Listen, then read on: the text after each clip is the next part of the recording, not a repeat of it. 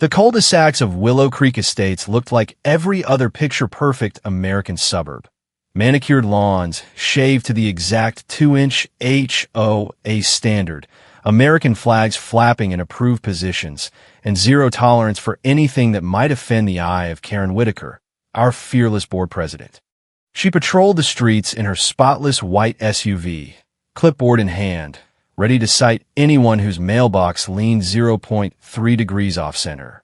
I was Rachel Bennett, 35, legal compliance officer at Midwest Mutual, the kind of woman who actually read the 30-page HOA covenants before signing my mortgage. My two-story Craftsman sat on Maple Lane, paid for with overtime and zero drama. I kept my grass at 1.9 inches just to be safe, never parked my Honda Accord on the street, and minded my own business. That was my first mistake. It started innocently enough at the annual Labor Day block party. Karen cornered me by the grill, her voice all sugar and concern. "Rachel, honey, you're our most successful resident. Single, no kids, that big insurance salary. My Brooke is such a gifted girl, but the HOA scholarship fund is running a little short this year. Just this once, could you cover the AP test fees? It's only $300, and it would mean the world to the community." She's going places, you know. I laughed it off at first. $300? Pocket change. Brooke was the neighborhood golden child, always winning science fairs and posting inspirational quotes about first-generation success. I wired the money that night. Karen hugged me in front of everyone the next weekend, tears glistening. Rachel is the backbone of Willow Creek. Without neighbors like her, where would our kids be? Just this once became the gateway drug. By Brooke's junior year, Karen's texts arrived like clockwork. The HOA needs to sponsor Brooke's SAT prep. Those tutors are highway robbery, but it's for the community's future leaders. I paid. Then came the college application fees, the laptop because the old one simply won't handle her essays, and the dorm deposit when the roommate situation tragically fell through. Each request wrapped in the same script. You're like the big sister Brooke never had. Successful women like you understand these things. It's nothing to you, but everything to us. The neighborhood bought the performance hook, line, and sinker. At every HOA meeting, Karen would stand at the podium in her pastel cardigan, dabbing her eyes. I've worked double shifts at the preschool just so our scholarship fund could help Brooke. Eating ramen so she could have textbooks. Real sacrifice, folks. I told myself it was temporary. Brooke would get her degree, land a job, and the scholarship would end. But every time I hinted at boundaries, Karen would casually mention my front porch light was 0.2 watts too bright or my welcome mat had unapproved fringe. The fine started small, $50 here, $75 there, but the message was clear: pay up or watch your property value tank under endless citations. So I kept paying. Freshman year, textbooks, rent, the works. Sophomore year, the Yale summer program, pre-law intensive, because only the top students get invited. Our Brooke is exceptional. $12,000 for 6 weeks of Instagram stories from New Haven. I wired it while Karen bragged at the 4th of July HOA picnic about sacrificing my own health for the community's brightest star. The pattern was grotesque once you saw it. Karen would post on a neighborhood Facebook group about her late nights balancing the HOA budget while sporting new highlights and a fresh manicure. Brooke would text me sweet little gratitude bombs. "You're changing my life, Rachel," right before the next Venmo hit. I tracked the transfers in a private spreadsheet because the numbers were starting to feel like a horror movie. By junior year, $80,000 gone. Study abroad in Paris, $20,000 for Instagram at the Eiffel Tower, and complaints about her tiny Sorbonne-adjacent apartment. I paid while Karen told the board. I skipped my annual physical so the scholarship fund could stay solvent. That's what real HOA leadership looks like. The black humor of it all hit me hardest at the HOA Halloween party. Kids in costumes, adults in matching Willow Creek strong shirts. Karen held court by the punch bowl, voice carrying over the spooky playlist. Doctor said I needed surgery last year, but I told them no. Brooke's future came first. What's a little pain compared to our community's success story? The neighbors clucked sympathetically. Someone actually started slow clapping. I stood there in my basic witch costume, sipping cider that tasted like regret, realizing I had funded the entire fairy tale, while Karen collected applause for fictional sacrifices. My own vacations? Canceled. House upgrades? Postponed. Retirement contributions? Shrinking. Also, the neighborhood could worship the Whitaker family's resilience. Brooke played her role perfectly, too. At every gathering, she'd gush about Mom's incredible dedication to the HOA and how we don't have trust funds or connections. We just work twice as hard. The irony was so thick, it could have been used as HOA-approved mulch. I never corrected anyone. Pointing it out would make me the bitter single woman who couldn't celebrate community success. So I smiled, wrote checks, and waited for the day it would finally end. It almost did at Uncle Roberto's, at the HOA president's annual Christmas potluck. Brooke had just announced her marketing internship. Karen pulled me aside in the kitchen, tears perfectly timed. "Rachel, you've been such a blessing. But the job market is brutal. Brooke needs a reliable car. Reliable transportation is an investment in her future and, honestly, the whole neighborhood's pride." I stared at the text later that night. $28,000 for a shiny new sedan because public transit was beneath a future leader. 5 years. Nearly $93,000. My safety net shredded, my dream house down payment vaporized. And still the performance continued. The neighborhood had swallowed the lie whole. Karen was the martyr mother. Brooke was the self-made success story. And I was the invisible ATM with perfect grass. That's when the universe decided to hand me the receipt I'd been waiting for. The week after the potluck, I couldn't shake the taste of that cider or the echo of Karen's crocodile tears. But it wasn't until the following Thursday that the mask slipped in the most deliciously petty way. I'd taken a half day to handle some HOA paperwork for my elderly neighbor. Karen had volunteered to file it weeks ago, but kept forgetting. Rather than wait, I drove over to her ranch-style house on the corner lot, the one with the perfectly compliant 3-foot rose bushes and the BMW I knew she couldn't afford on a preschool salary. Her car sat in the driveway, next to an unfamiliar luxury sedan. Brooke must be home from campus, I thought.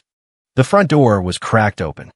Voices drifted out, sharp, laughing, nothing like the sweet tones they use in public. I raised my hand to knock when Brooke's voice stopped me cold. "Did you see Rachel's face when Mom was talking about skipping surgery? I thought she was on a stroke out right there by the punch bowl." Karen's laugh followed, low and conspiratorial. She almost said something, but Rachel's too worried about what the neighbors think. She'd never make a scene. A third voice, some sorority friend, chimed in. "I still can't believe she's paid for everything. Tuition, rent, Paris, the car, even my interview outfits. Like, who's that stupid?" "She's not stupid," Karen corrected with a chuckle. "She's just pathetic. Single, no kids, desperate to matter. Classic spinster syndrome. She gets to feel important by investing in the community. Plus, she makes good money and has nobody to spend it on. Better it goes to us than sitting in some boring savings account."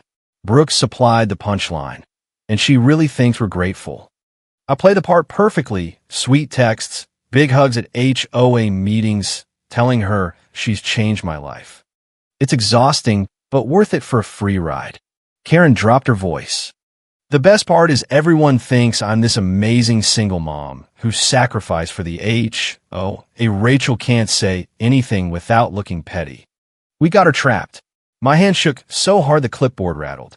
I stepped back and accidentally kicked over one of Karen's prized potted hydrangeas. The crash echoed like a gunshot. Silence inside. Then footsteps. I didn't run. Some twisted part of me wanted them to see me, but survival won. I walked calmly to my car, mind reeling through 5 years of receipts, now dripping with venom. Every hug calculated. Every thank you scripted. Every neighborhood brag a performance, and I had been both audience and bankroll. I sat in my Honda for 10 minutes, staring at the front door. No one emerged. They probably blamed a raccoon, too secure in their con to imagine the doormat had finally grown teeth. My phone buzzed. Brooke, hey Rachel, Mom said you might stop by. We're not home right now, but don't forget the HOA scholarship needs the next semester deposit. Love you so much. The audacity was almost artistic. She was literally inside the house. Another text from Karen. Rachel, honey, sorry I missed you. Crazy day. By the way, Brooke's grad school apps are coming up. We should chat about the next phase of her journey. You've been such a blessing to Willow Creek. I drove home in a daze, their words looping. Pathetic, spinster, she'll cave, she always does. That night, I opened my laptop and built the spreadsheet to end all spreadsheets. Every transfer, every Venmo, every emergency. $93,000. Enough for a down payment on the house I still rented for my own future. The pattern was obvious now. Requests always hit right after payday. Emergencies timed before HOA meetings. Amounts just small enough I'd rather pay than fight. They weren't stopping at graduation.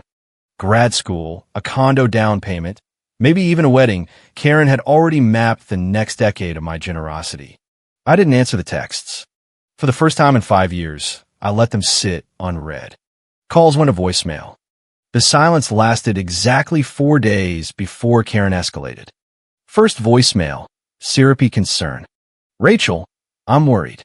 It's not like you to ignore the neighborhood. Brooke is stressed about her future. Is everything okay? By day 6, the tone sharpened.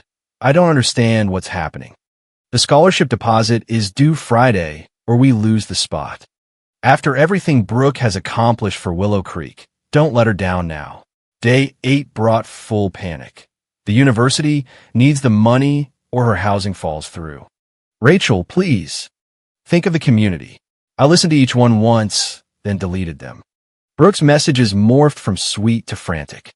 Did I do something wrong? The party is in 3 weeks. Mom says you're not answering her either. This isn't like you. On day 10, I finally replied with one line.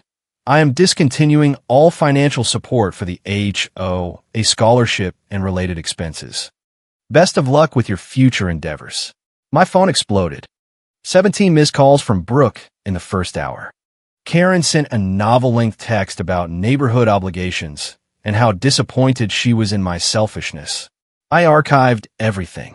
Then came the emotional blitz. Karen's next voicemail. This stress is affecting my health.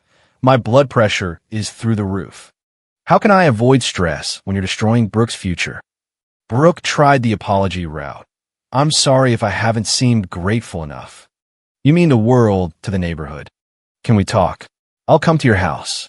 I changed my locks that afternoon. By week 2, they'd rallied the board.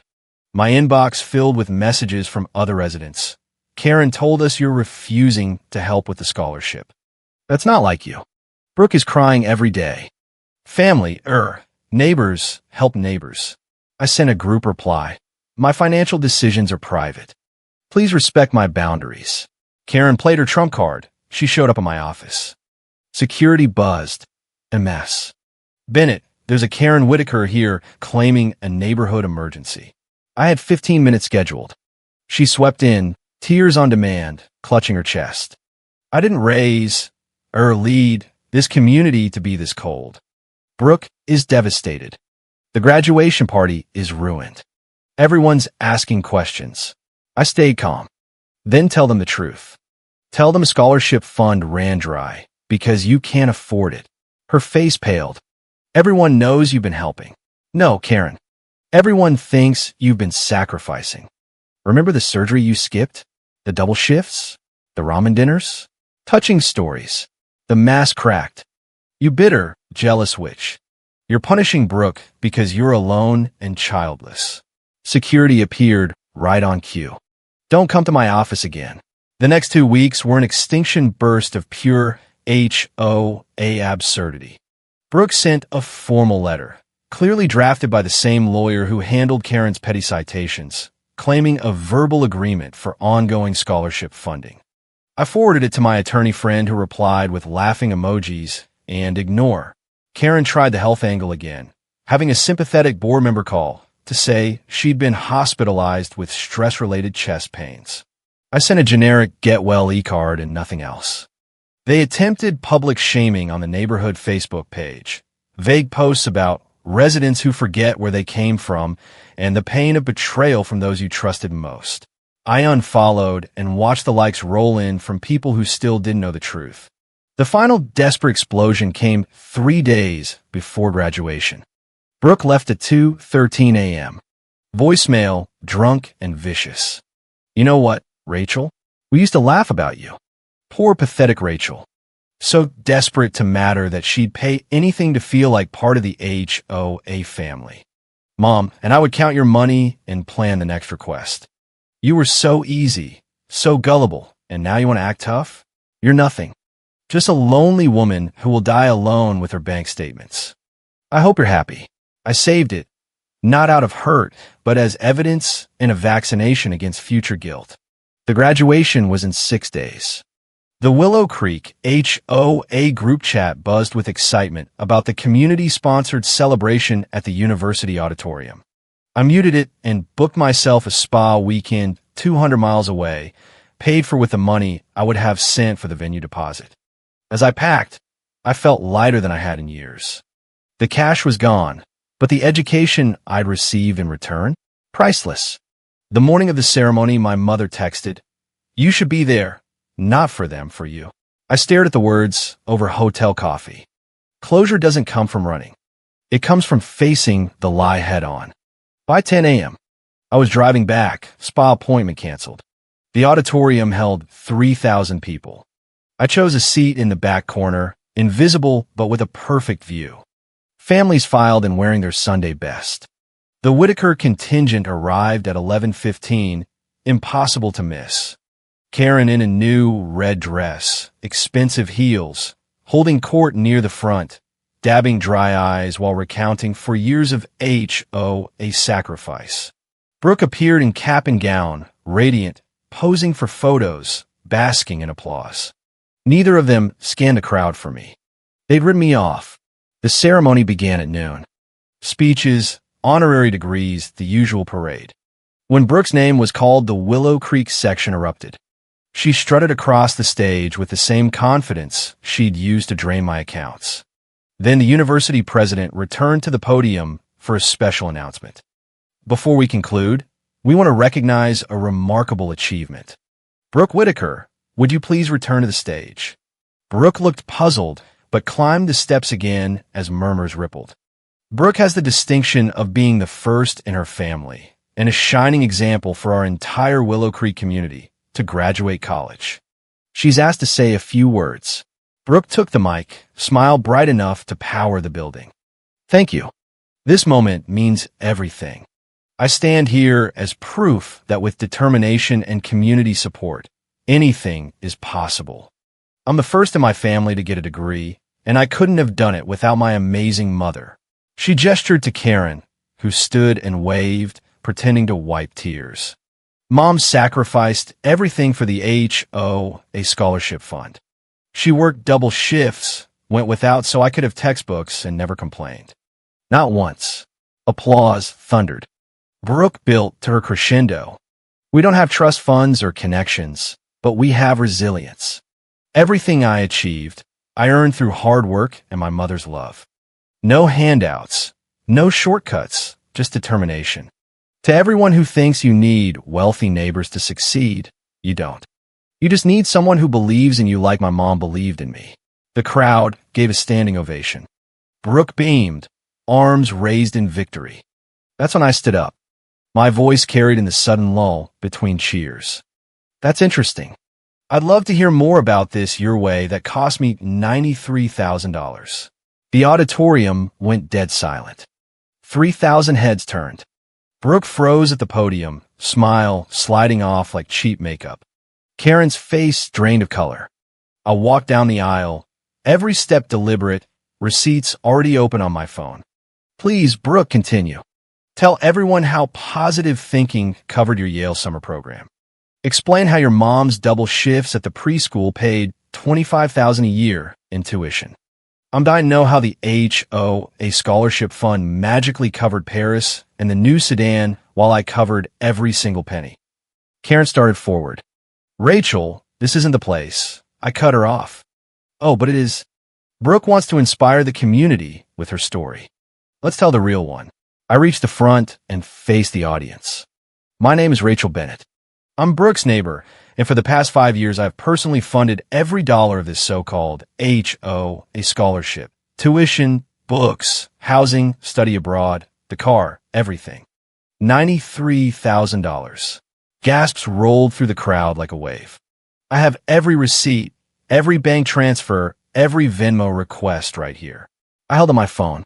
While Karen told you stories about her sacrifices, she was buying new dresses and driving a BMW.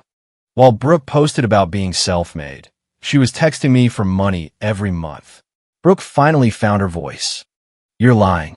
You're just jealous. Jealous that I succeeded? I laughed, the sound sharp enough to cut glass. I paid for your success. And the worst part? I would have kept paying if either of you had shown 1 ounce of genuine gratitude. Instead, I overheard you laughing about how pathetic I was, how easy it was to manipulate the lonely single neighbor who just wanted to help the community. The president stepped forward, flustered. Ma'am, I'm going to have to ask you till I'm done, I said, raising my hand. Brooke wants to be first? Fine. She's the first in Willow Creek to graduate college on someone else's dime while taking all the credit. First to turn an HOA scholarship into a con. First to teach me that neighbors aren't about location. They're about character. I turned back to Brooke, still frozen at the podium. Congratulations on your degree. You earned the diploma, but you didn't earn the right to erase my contributions. The truth is out now. Enjoy your party. I walked back up the aisle in absolute silence. Behind me, the president stammered through closing remarks, but the damage was done. The perfect narrative lay shattered on the auditorium floor. My phone started buzzing before I even reached the parking lot. Neighbors, board members, strangers. I turned it off and drove away, knowing that by tonight the entire Willow Creek HOA would know exactly who had really funded their success story. By the time I turned my phone back on that evening, I had over 200 messages. The Willow Creek group chat had detonated into chaos. Is it true what Rachel said? 93,000? Rachel paid 93,000. Brooke just locked herself in the bathroom crying. Karen left. She won't talk to anyone. My mother sent one simple text. Proud of you. Distant neighbors who'd attended the ceremony confirmed what I'd suspected for years. People had noticed the designer clothes, the luxury car, the European trips. They'd wondered how a part-time preschool teacher and her daughter afforded it all on an HOA scholarship. My revelation didn't just expose the truth. It confirmed suspicions that had been simmering longer than Brooke's fake resume. By Sunday morning, the narrative had flipped completely. Screenshots of Brooke's deleted Instagram posts circulated. Self-made quotes, no handouts memes, Paris photos captioned investing in myself. Someone, I suspected tech-savvy neighbor Louise, even leaked the drunk voicemail. The comment sections turned into a bloodbath. Some financial assistance? Rachel paid everything while you and your mom laughed at her. We all heard the voicemail. Disgusting. Karen blocked half the neighborhood and changed her number by Monday. Brooke's shiny new marketing firm somehow learned of the scandal. Small suburbs have big mouths. And suddenly her corner office dreams became a restructuring and job hunting with a reputation in tatters. The extended Willow Creek family picked sides. Most rallied around me, appalled by the deception, but a few of Karen's loyal board members tried to minimize. Rachel should have known better. Why did she keep paying if she felt used?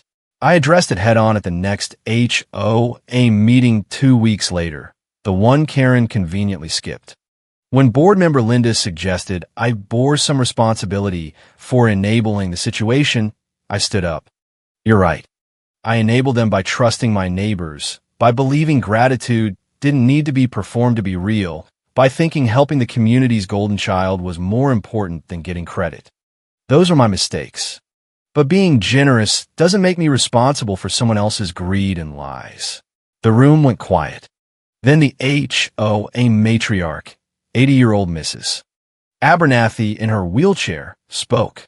Rachel did what neighbors should do. Help. Karen and Brooke did what neighbors should never do. Take advantage. There's no confusion here about who was wrong. That settled it. Being condemned by Mrs. Abernathy was social death in Willow Creek. Brooke reached out one last time 3 weeks later. A handwritten letter, no return address. Rachel, I know you hate me now. Maybe you should. Mom raised me to see the world as users and the used, and I never questioned it. Your money made my life easier, but your belief in me was what mattered. I threw that away for laughs and a fake story. I'm sorry it doesn't fix anything, but I'm working at Starbucks while I job hunt. Karma, right? I hope someday you can forgive me. P.S. I'm paying my own student loans now. It's hard, but it's honest. I read it twice, filed it away. Forgiveness might come someday. Trust? Extinct. The real victory arrived 2 months later. My neighbor Patricia's daughter Sophia called nervously.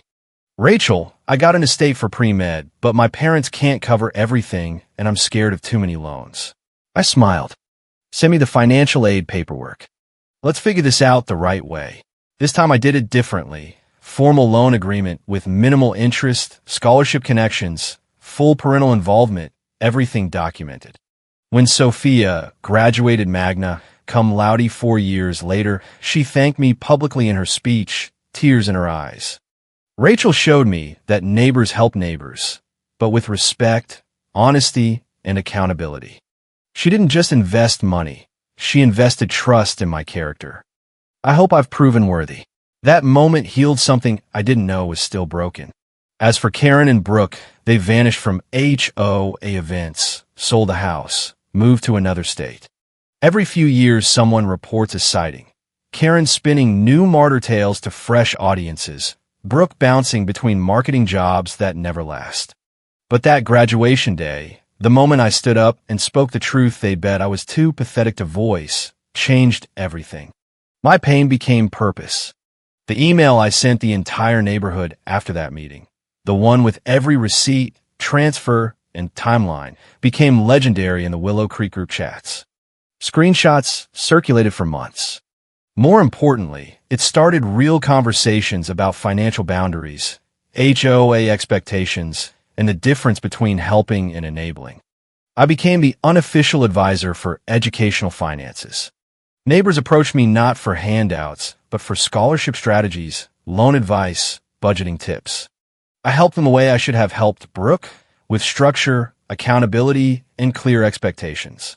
My career flourished once the financial drain stopped. That promotion I'd passed on because I couldn't relocate. A similar position opened locally, and I got it.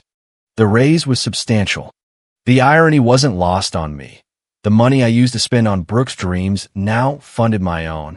3 years after the graduation incident, I bought my first house, a beautiful craftsman in Willow Creek's historic section with original hardwood floors and a garden that became my sanctuary. The down payment? Almost exactly $93,000. The universe has a wicked sense of humor. At the housewarming party, surrounded by genuine neighbors who'd stood by me, my mother raised a toast.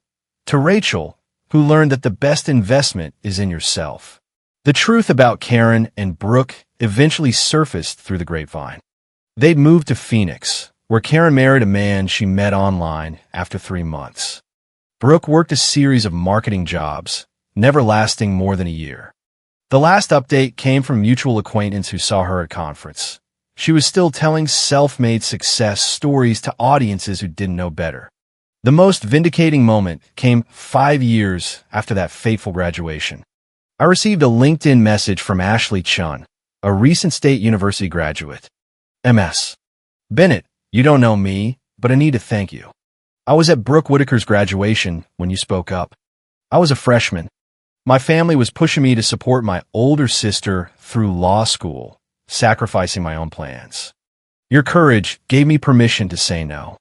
I just graduated debt-free with my engineering degree and started Boeing next month. Thank you for showing me that being generous doesn't mean being a doormat. I printed that message and framed it. It sits on my desk at the consulting firm where I'm now senior compliance director, a position I never would have reached if I'd kept funding someone else's life instead of investing in my own. The Willow Creek gatherings continued without Karen and Brooke. Their absence felt like a missing tooth at first. Noticeable, uncomfortable, but eventually the gap filled with healthier relationships. Neighbors who'd been afraid to share struggles, worried about being judged against Brooke's fake success, began opening up. We became closer once the toxic performance ended.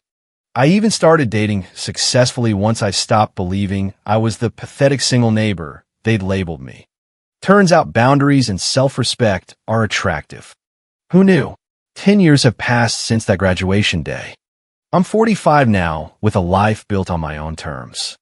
No husband or kids, but a chosen family of friends who value me for more than my bank account. A career that challenges me. A home that's truly mine. And most importantly, the hard-won wisdom that the only person whose approval I need is my own. Sometimes I wonder what would have happened if I'd never overheard that conversation at Karen's house. Would I still be paying? Would Brooke have a master's on my dime? Would I be broke, but still clinging to the fiction that I was doing something noble? The thought makes me shudder. Here's what I learned. Neighbors aren't about location. They're about respect. Generosity isn't measured in dollars spent, but in honesty shared. And sometimes the greatest act of self-love is standing up in a crowded auditorium and refusing to let your truth be erased. Brooke was right about one thing in her letter. Carrying anger is heavy, so I put it down. Not for her sake, but for mine. I don't forgive the deception, but I'm grateful for the education. $93,000 bought Brooke a degree, but it bought me something priceless. The knowledge of my own worth and the courage to defend it. These days, when young neighbors ask me for advice about family, money, and HOA drama, I tell them this. Help if you can, but never at the cost of your own future. Give with open hands, but keep your eyes open too. And if someone makes you feel pathetic for your generosity, remember that says everything about them and nothing about you. The last time someone mentioned Brooke at an HOA gathering, I felt nothing. No anger, no satisfaction, just a mild curiosity you'd feel hearing about a stranger. She'd become exactly what she always was. Someone who used to know me, who taught me an expensive lesson about the difference between neighbors and opportunists. My story went viral in the broader suburban community. Other generous homeowners reached out with similar tales. We formed an informal support group, sharing resources about financial boundaries and HOA dynamics. My pain became purpose, helping others avoid the same trap. Because here's the thing about revenge. The best kind isn't served cold. It's not served at all. The best revenge is living well, speaking your truth, and building a life so full that the people who wronged you become footnotes in your success story. Brooke wanted to be first. She was first to show me who deserved my help and who didn't. First to teach me that some people see kindness as weakness. First to prove that when someone shows you who they are, you should believe them. And I was first too. First in Willow Creek to publicly refuse to be used. First to break the cycle of silent sacrifice. First to demonstrate that you can love your neighbors and still protect yourself from them. That graduation day, Brooke thought she was celebrating her ultimate triumph. Instead, she presided over the death of my naivete and the birth of my self-respect. And that diploma might have her name on it, but we both know who really earned the degree in life lessons. Class dismissed.